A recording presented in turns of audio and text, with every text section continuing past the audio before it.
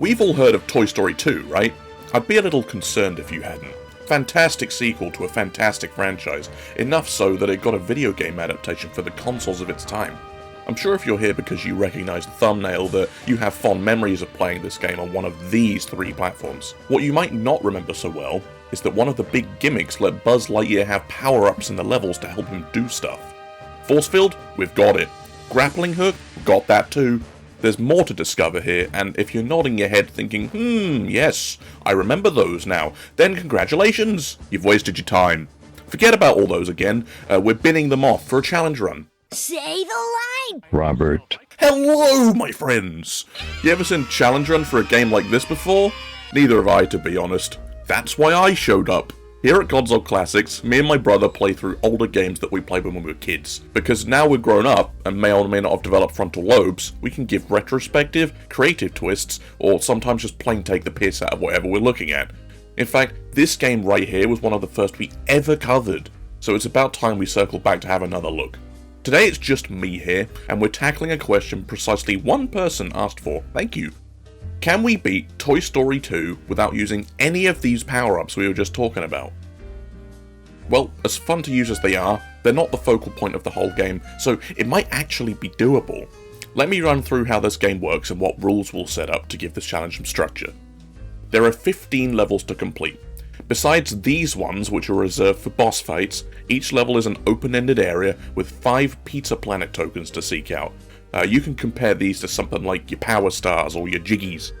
We technically only need 1 token from each level in order to leave and move on, but after a while, certain boss fights will gatekeep until you've collected most of the tokens in the game.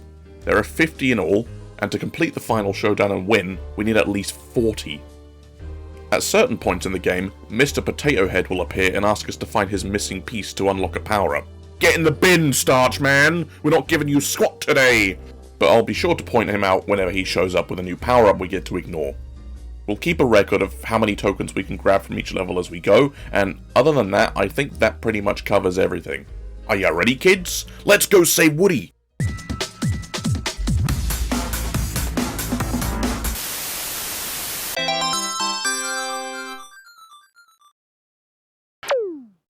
Our journey begins right here in Andy's house. It's a nice simple beginning level, and the bedroom area we start off in helps us get to grips with the platforming. This place isn't a pure cut tutorial zone though, as our first forbidden power-up is unlocked for use somewhere around here. Heading to the right after leaving the bedroom, we can climb up into the attic to fight for our first Pizza Planet token, a mini-boss against this tin robot. It's easy enough stuff, we'll just kite him in a circle till he runs out of juice, then blast him till he pops. We can also grab one of Bo Peep's missing sheep on the beam overhead. Moving downstairs to the kitchen, we can climb up on the counters here and make it to the ceiling for another sheep. Down here in the basement is where we finally come across the dreaded Potato Man and his evil exchanges. If we can find and recover his missing ear, he'll grant us access to a blue force field power-up. It's not the most exciting one in the game by far, but at least it allows us to become temporarily, which will need to cross past this green sludge spilling over the basement floor. Nonsense, I say. Nonsense to that. Everyone knows green is the best colour, and we're going to bin off Mr. Potato Head's request and just damage boost around here to save platforms. The sludge only touches the lowest part of the ground, so now we're free to grab everything notable down here, including Bo's third sheep, a second token, and enough coins such that after leaving the basement we can go deposit with Ham to get the next one. The rest of this level doesn't feature any use of the force field power-up, so I'll run through it quickly. Bo's fourth sheep is on top of the shelves in the lounge. We can challenge RC to a race around the garage for another token. And after collecting the last sheep on the top shelves out here, we can return to Bo in the kitchen for the final token and cash out. Our total so far? 5 for 5, no misses. That's about as expected for the first level, but because we've got them all here, I can easily highlight a pattern with these Pizza Planet tokens that we're going to see up ahead. We already knew each level has 5 to collect, but those 5 all have a recurring theme. There's a mini-boss, 50 coins for Ham, 5 missing characters around the area, some kind of timed challenge, and then a random platforming or a puzzle element. Knowing this, we can move on and keep a better eye of what we can expect coming up to achieve in the run. Does that sound good? Off we go! In level 2 here, we're moving out into the neighbourhood, which now means Buzz is officially touching more grass than your average League player. Even better news for us is, while there's another power-up to use in this area, it's actually locked and inaccessible until we meet Potato Head in a level way later on. More on that later. Again, because the rest of the level isn't using any power-ups, we'll fly through this quickly. Instead of bow sheep, we're now searching for green army men, and the first two are found in this yard here, and in the next yard over here. The puzzle token is floating above this pool, which we can grab by getting a boost off this rubber ducky. After grabbing a third green army man, and then a fourth, we can climb the huge tree in the middle to give Ham 50 coins, then scale all the way up to find the last soldier and defeat the Zerg Kite mini-boss. Now, here's the actually interesting part of the level. After falling out of the tree, and somehow not breaking any of Buzz's plastic bones, we can challenge RC to a rematch around the neighbourhood. This is where the locked power-up would have come into play. RC is so much faster in this area, and the rocket boots here are what we're supposed to use to beat him. But here at Console Classics, we love to find the stinkiest cheddar cheese that we can in our video games, and by simply walking right in front of RC as he tries to pass by, we can body block him off for the entire race and bag this token early. In fact, I heard that when this game was ported to modern PlayStations, they added a hidden trophy for doing this little maneuver. Honestly, I really feel for RC at this point. I have to deal with cyclists when I'm out on the road. To end this level off, we'll go return the Green Army Man to their sergeant, and leave Andy's neighbourhood with another 5 out of 5. Level 3 is our first boss fight. You guys remember in Toy Story 2 movie when Buzz and his friends got carpet bombed by a toy plane? Yeah, nah, me neither. As I said at the beginning, the tokens and the power-ups are only featured in the regular levels, so is there really anything else to say about this boss fight?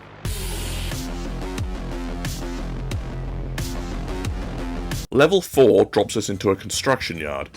I know I just made a joke about, hey, do you remember this thing that never happened, but I'm going to do it twice in a row, you can't stop me. Remember in Toy Story 2's movie where Buzz and his friends almost got mowed down by a heavy vehicle? Oh, wait, oh no, that actually happened, didn't it? Anyway, this level brings with it our second power-up that may or may not be required. But before we get to that, we've got to go mix some paint in a shed. Truly the most exciting part of the game, but by doing this we knock out our first Pizza Planet token for the area. Inside this office is also one of the 5 Little Tykes men that we've got to be finding to get another token.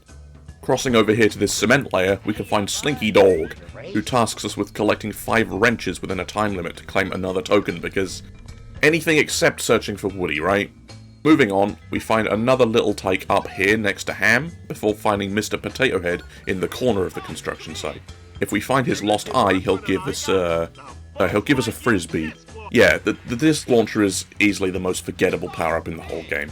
It's got precisely 2 uses, and otherwise is not seen anywhere else for the rest of the game.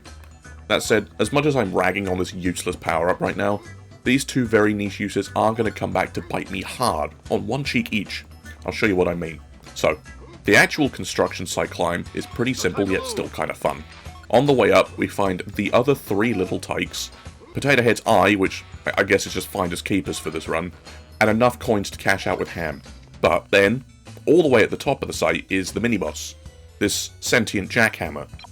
This guy's catch is that he's completely immune to everything in Buzz's kit. You can't laser him, you can't spin, you can't stomp, but you know what one very specific tool is able to damage him though? Yep, ow, ow, there goes my left cheek. Oh, I told you, didn't I?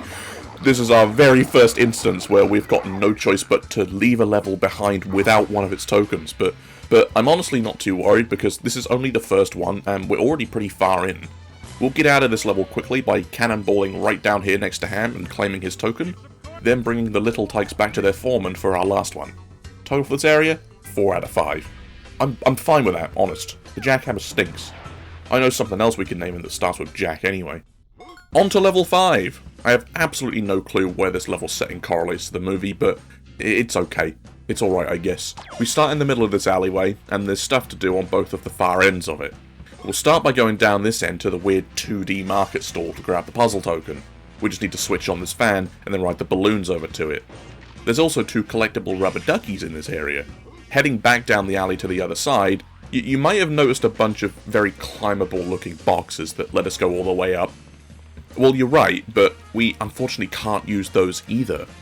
All of the 3rd section of this level is gatekept by another power-up that not only are we not going to use, isn't even available until all the way in level 10, and that's the grappling hook. Actually might be my favourite power-up in the game, despite how little you see it. We're supposed to use it to grapple across and up each of the balconies in this area to reach both 2 more rubber duckies, but also the mini-boss of the level, the Clown Top. It's a shame, because this is actually a pretty good fight. So, we're going to have to forfeit 2 more tokens in this level. Let's just keep going. On the other side of the alley, we find this giant storm drain. Slinky's in the area, and he's challenging us to do pretty much the exact same thing as last time, except we're collecting bones now instead of wrenches. It's funny because it's bones, and Slinky's a dog. Anything but finding your best friend, am I right, Slink? We'll claim this token off him, grab a 3rd rubber ducky just because we can, and then just barely scrounge up enough coins to get a token off of Ham before bailing out of here. Total, 3 out of 5. Bit concerning, but I think we're still doing okay for what we've got. Level 6 is another one-on-one boss fight. Slime Time, this giant green slimy blob in a trash can, is about as close to a face reveal as you're ever going to get off of me. It's an interesting battle because you can't damage it by normal means. Instead, you've got to break your thumbs mashing the laser button until he shrinks down into the can. Sounds challenging, but this is a children's game, so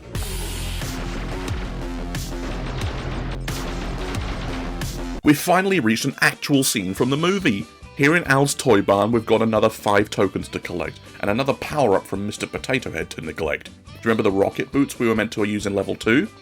This area is where we're meant to unlock and use them for the first time.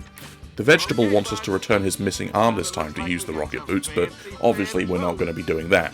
We can actually skip needing to use them at their intended points, even though it would sure come in handy. Anyway, the rocket boots are only used here to reach this little chick in a time limit, but as I just said, precise jumps over the counters, we can skip that entirely. This chick is one of the 5 that we can return to a mother hen here for a token. Moving towards the back office, we've got the chick's father here, who's clearly more interested in running racing competitions than searching for his missing kids. So we'll win his race once to get a second chick, and then twice for our first Pizza Planet token. Now, we can venture into the back office where Ham's parked himself, alongside our random puzzle token. It's at the top of this row of filing cabinets, and to create a path up to it, we've just got to break the locks on these specific units. The laser doesn't seem to work though. Well, how are we going to get these open then, huh? Yeah, you gotta see it to believe it. This is the only other time in the game that the disc launcher's used, and for a pointless arbitrary usage that we could have easily just had the laser for, right? There goes my other cheek, I guess. Ow! We gotta leave this token behind, so let's go look elsewhere and then come back here for Ham at the end. This storage area has a couple of interesting things to look at. Over at the back wall near Rex is a vent into the mini-boss area, and along the side wall here is a platforming puzzle that we actually can't accomplish either. The boxes are too high to get started, and we'll have needed to use one last power-up that isn't unlocked until level 13. Because of this, we can't get the chick hiding up here, so we've got to forego the entire missing chick token. Let's go see the mini-boss instead. Dinosaur sounds interesting. Wonder how easy this will be to defeat.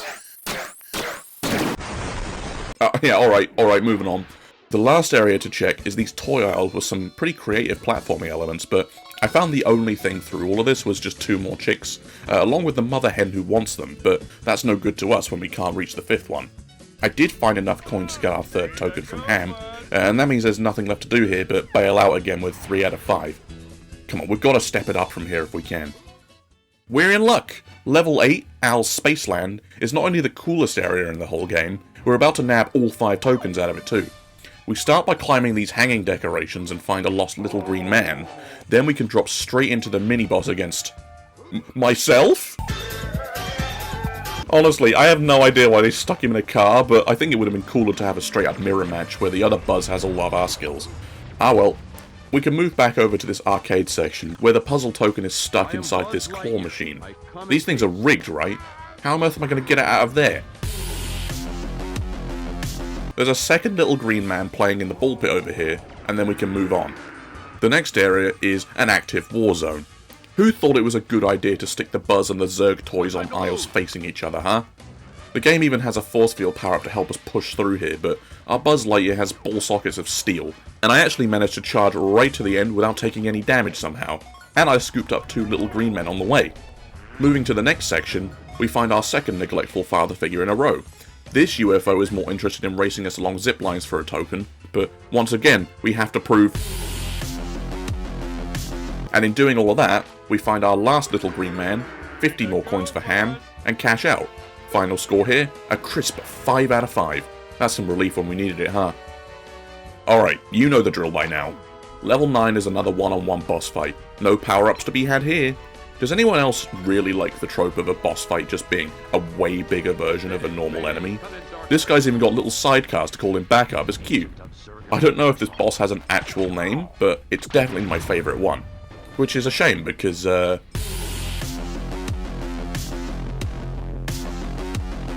So we've now arrived at level 10, the elevator hop.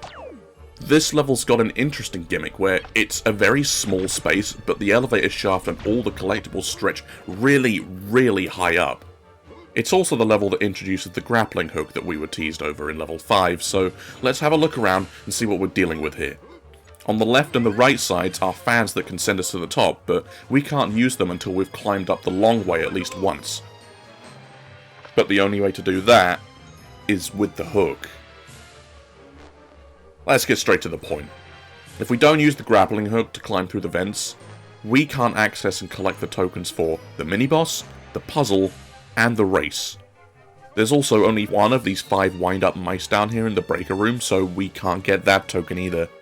Ham's also down here in the breaker room, but there's not nearly enough coins down here alone to cash in with him.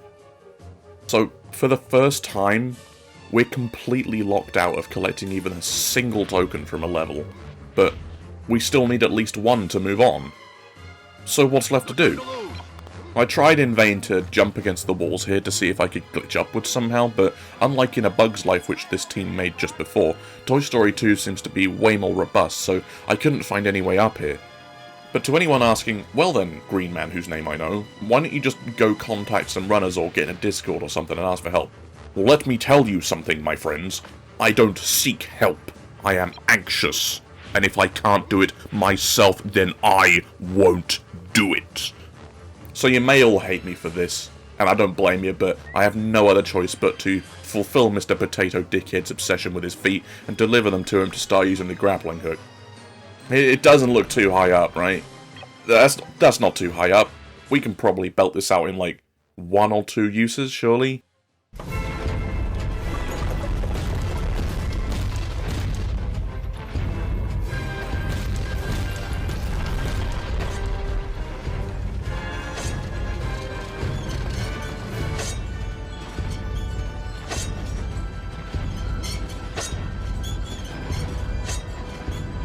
Well, holy shit. 10 in a row? And that's the entire level opened up now too.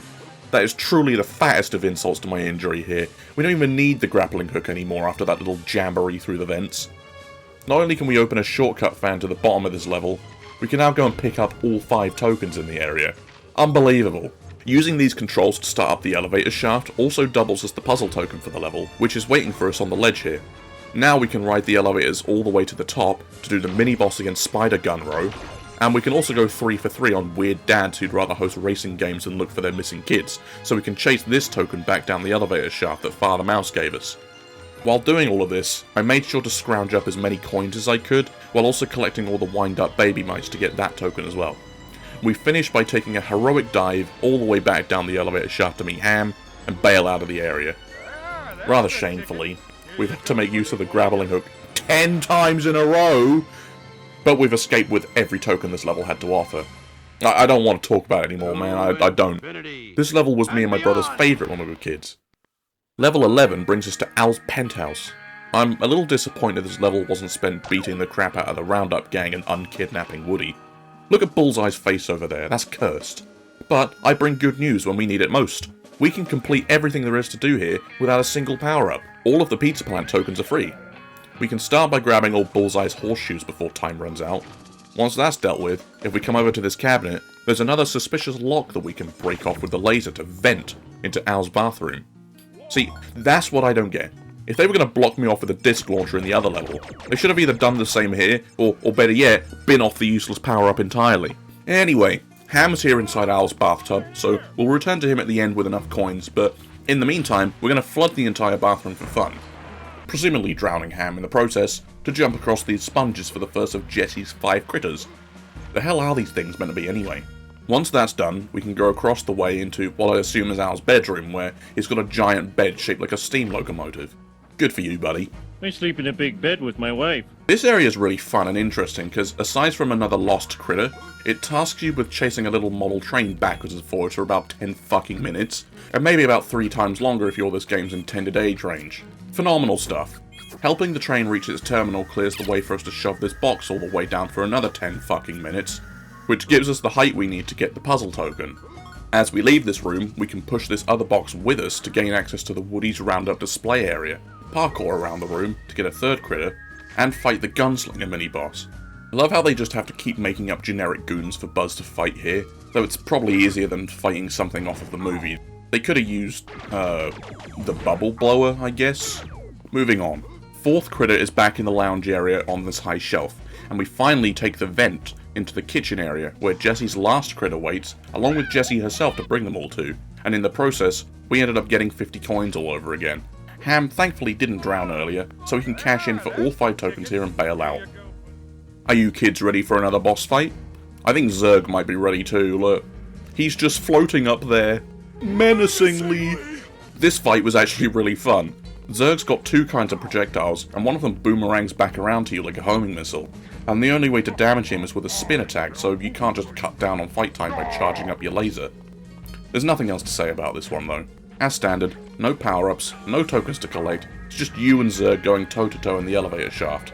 That's a long way down, bud! See ya!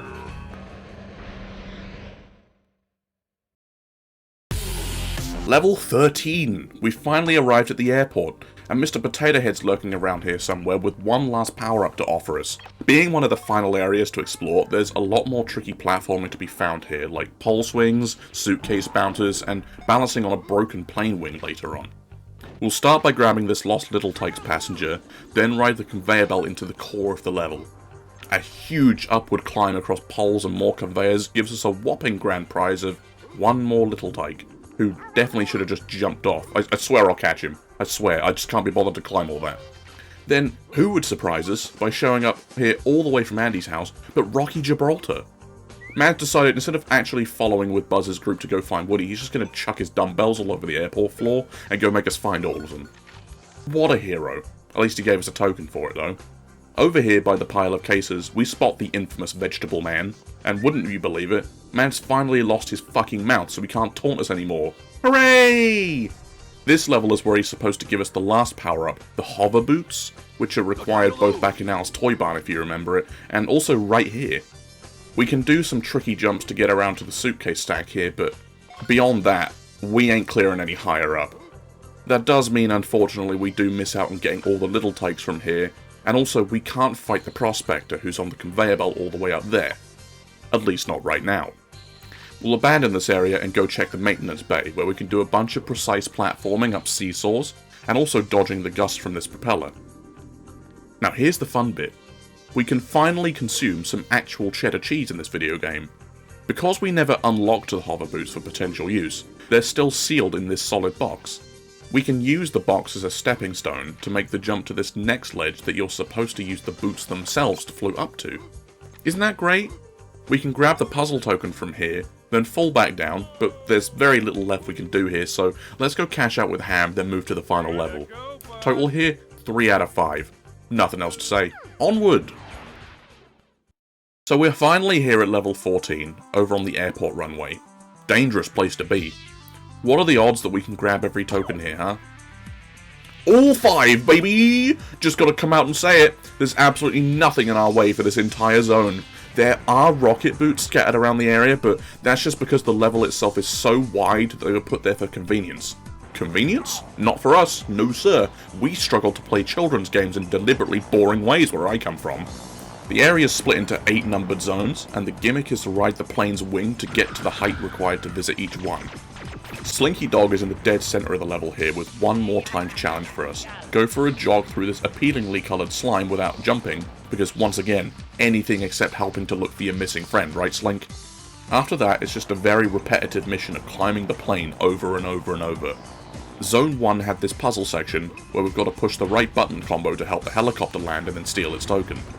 Zone 7 has the mini-boss against the blacksmith, another made-up generic goon because the prospector can't get the job done himself.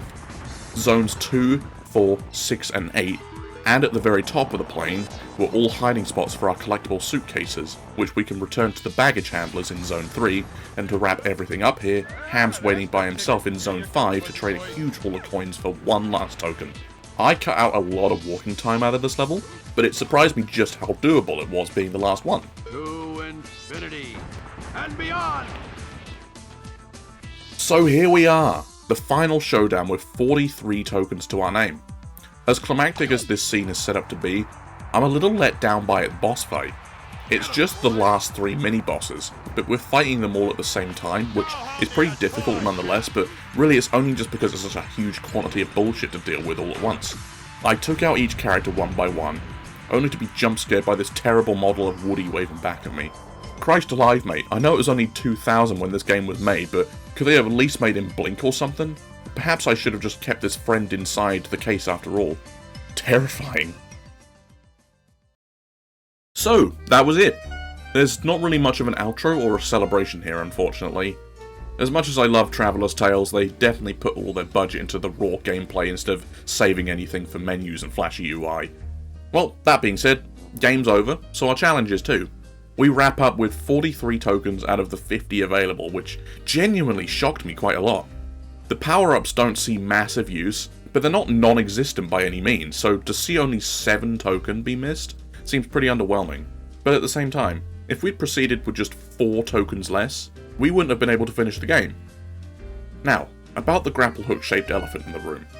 Yeah, obviously it sucked hard that we were forced to use it, but look, only 1 power-up use, in only 1 location. The other 4 have gone completely ignored for the whole thing. So I hope that's a satisfying conclusion for this challenge. Did you like what you saw here? Did you like my garbage rambling about Toy Story 2 with garbage editing sprinkled in? If you did, well, you know what I'm going to ask for at this point. YouTube staple, don't just go and push those buttons because I told you to though. You should pick for yourself if you want to see more stuff from us. Yes, that's right, us! It's me and my brother working on these projects, and we mostly just do standard Let's Plays of games like this, which we played when we were kids. But we'll also keep trying to make more challenge videos like this because they're fun, especially for games where we can't see anyone who's posted one just like it before us. Alright then, I've got nothing else in the tank today, my friends. I sincerely hoped you enjoyed this, and that it was worth your time. So long!